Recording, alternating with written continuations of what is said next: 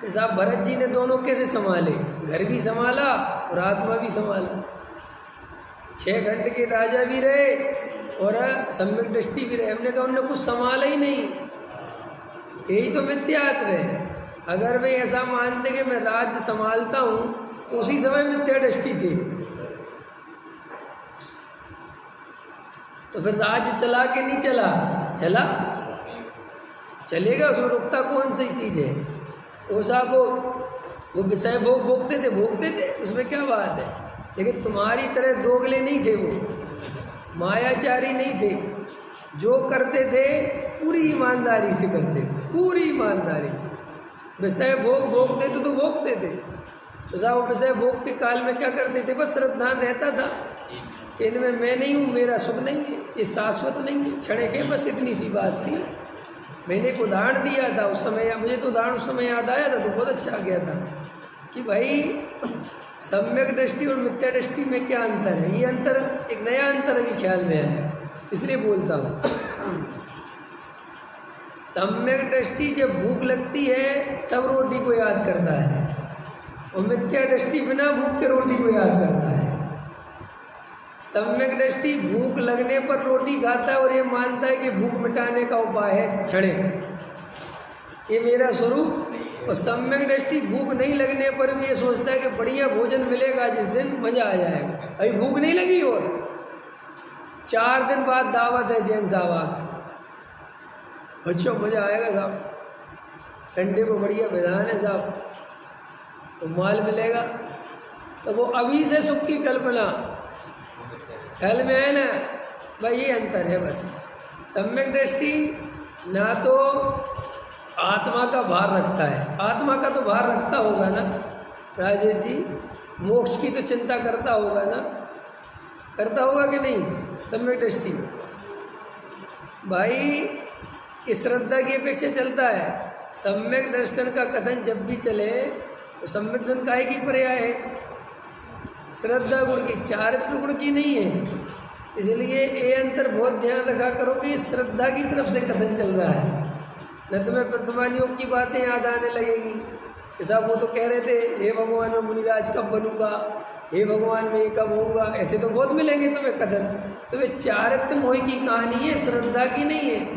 श्रद्धा में नहीं लेना उसको, जैसे हमें श्रद्धान रहता है और हमारे भाव कुछ और चलते हैं, ये चारित्र मोह है ना। तो सम्यक दृष्टि को मोक्ष की भी चिंता नहीं होती, क्यों कि अगर उसे मोक्ष मार्ग की चिंता हो तो भाई साहब कुछ चौथे गुण स्थान में इतने साल तक, करोड़ों वर्षों तक शांति से जिएगा कैसे है। वो तो 1-2 ही साल में डिप्रेशन में आ जाएगा, आएगा कि नहीं। क्यों कि जिसके बेटे दीक्षा ले ले, जिसके भाई दीक्षा ले ले, इसके पिता दीक्षा ले ले, और वो 6 घंटे जीतने जा रहा हो तो कैसा लगेगा उसे कि हो क्या रहा है, लेकिन कुछ नहीं होता, कुछ नहीं घबराते। सब जानते हैं कि पूर्व कर्म का कोई उदय है और अभी काल नहीं पका, कोई बात नहीं, कोई उनको घबराहट नहीं होती, कुछ डर नहीं लगता। क्यों नहीं होती, उनको काल का पक्का भरोसा है, कच्चा भरोसा नहीं है, कर्म का पक्का भरोसा है। उनको डर नहीं लगता, वो जानते हैं कि जब तक कर्म तीव्र है मैं कुछ नहीं कर सकता। हमें किसी पे भरोसा नहीं है, हमें ना भगवान पे भरोसा है, ना कर्म पे भरोसा है, ना अपने आप पे भरोसा है। हम तो बिन पेंदी के लोटे हैं, मुरादाबादी लोटा। देखा मुरादाबादी लोटा समझते हो ना, कब कहाँ लुढ़क जाए कुछ पता ही नहीं। कभी पुरुषार्थ की बातें करने लग जाए, अरे साहब पुरुषार्थ करें, कभी साहब काल लब्धि याद करने लग जाए, कभी सर्वज्ञ को याद करने लग जाए कि भैया तू करता क्या है, कि भरोसा एक का भी नहीं है। जो सबको याद करे